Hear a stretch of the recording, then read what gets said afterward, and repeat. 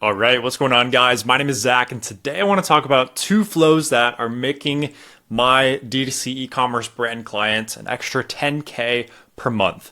So the two flows are going to be the abandoned checkout and the abandoned cart. Both of these combined, this one's doing about 7.75K per month, and this one's doing 2.4K per month. And you can see here in Klaviyo, this client is not like a massive client. They're doing 128K per month. And so if you do the math here, 128K per month in total monthly revenue, adding these two up, that's 10.1K per month. So they're bringing in just from these two flows, 7.8K or 7.8% of total store revenue just by having both of these in place. And the good thing is you set it up once, and these are going to generate revenue for 1, 2, 3+ years in the future.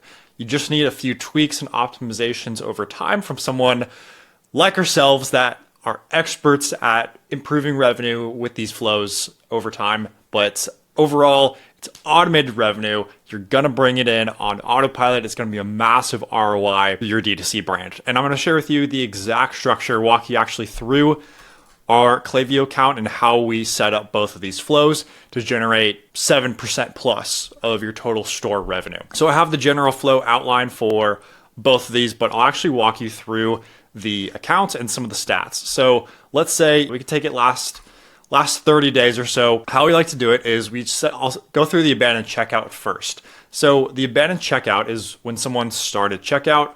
Basically, you're going to set this up as the trigger, and then the profile filters placed order 0 times since starting this flow and has not been in the flow in the last 5 days. Then we have a conditional split here.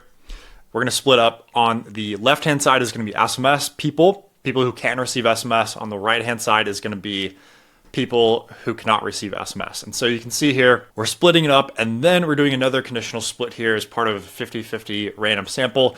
And here is where we consistently split test time delays. So in this case, on the right-hand side, we're testing at the moment 30 minutes versus 1 hour.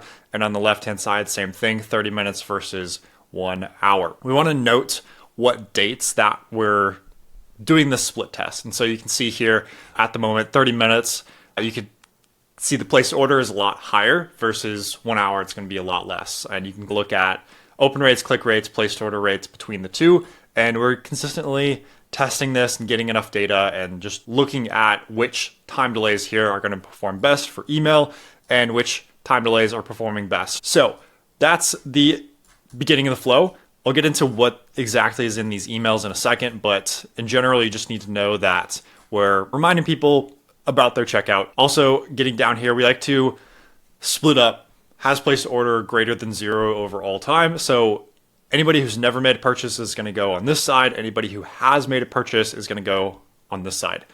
And basically, it's a reminder. Hey, time's running out. Your abandoned items are waiting. Your cart is about to expire. And then last call, your cart expires soon. The exact same thing is on the right-hand side. It's just a discount. So in this case, it's a 20% discount only for people who have never made a purchase. So that way, we're keeping margins high and we're not giving discounts to people who shouldn't have them, which are multi-time purchasers. You can play around with this. If the brand's okay with adding a discount on every single product, you can put it in both, but you need to split it up if you're really trying to save your margins, especially on repeat purchases. So we have the exact same messaging on the left and right side. Again, one is going to include the discount on the right-hand side. Discount expires in 24 hours. Last chance, 20% off ends. So that's the generalized flow structure. We're doing the exact same thing. This is the start of checkout abandonment. We're doing the exact same thing on the abandoned cart. So there's two different flows. Abandoned cart is when someone added to cart and they abandon it. Start of checkout, abandonment, that's the abandoned checkout. Two different flows. So you need to have both. It's two different areas within the funnel. So again, these are for the start of checkout, this is what the profile filters and at the top here, this is what that trigger looks like. And then for the added to cart trigger, you have to install it in your store. It's a manually installed trigger. It's a metric that you have to set up. And so you can see here, the profile filters are a little bit different. Started checkout 0 times since starting this flow, placed order 0 times, and has not been in the flow in the last 7 days. We like to go by default, set it at 7. You can could be anywhere from 1 to 30 days here. And then this one's a little bit more aggressive. It has not been in the flow in the last 5 days. So we like to have both of these flows set up. It's the exact same emails, exact same structure. You could make a few tweaks here and there. You could look at time delays, split testing these two differently. Abandoned cart versus abandoned checkout, you might get different results, but you need to have both of these flows set up. And again, the emails are almost exactly the same. There's not much difference between the two. Email 1A and 1B, it's this little cluster right here. What we're specifically doing is within the first fold of the email, adding dynamic blocks. We want to show the items that the customer, and we want to just cleverly remind subscribers of the items that are left at checkout. We can use some social proof in there. We can handle some potential objections, mention some benefits, use some icons, and potentially let them know they can reply to this email if they're experiencing any issues or if they need help with their order. SMS 1A and 1B, so like this cluster right here. We want to keep it super simple, super short. This is just a quick text saying, hey, you left these items at your checkout, come back and make a purchase. Now we get down to emails 2A and 2B, 3A, 3B, 4A, and 4B. In general, we're just following that same structure. If they have a discount, mention it, say, hey, you got this discount. Continue to remind people that they have items left at checkout.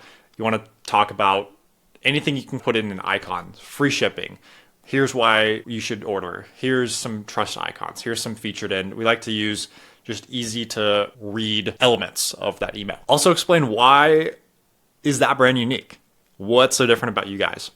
Can also add in some more social proof. And then always in our emails, we're adding the items that the customer abandoned. 3A and 3B, that's the next email. Only 24 hours left to use the discount. Your card is expiring. These things go fast. We have limited stock, et cetera, et cetera. We're using scarcity and urgency. Here, we're also providing social proof, answering questions, as well as showing all the reviews that you have and all the celebrities who endorse your products and things like that. And then 4A and 4B, only 4 hours left to use the discount.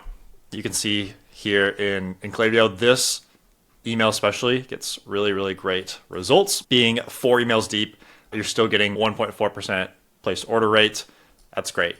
And you got to remember too, people are getting kicked out of this flow. So a lot of people are not going to make it to this step. You can see here we only have 213 deliveries in the last month or so compared to up top here.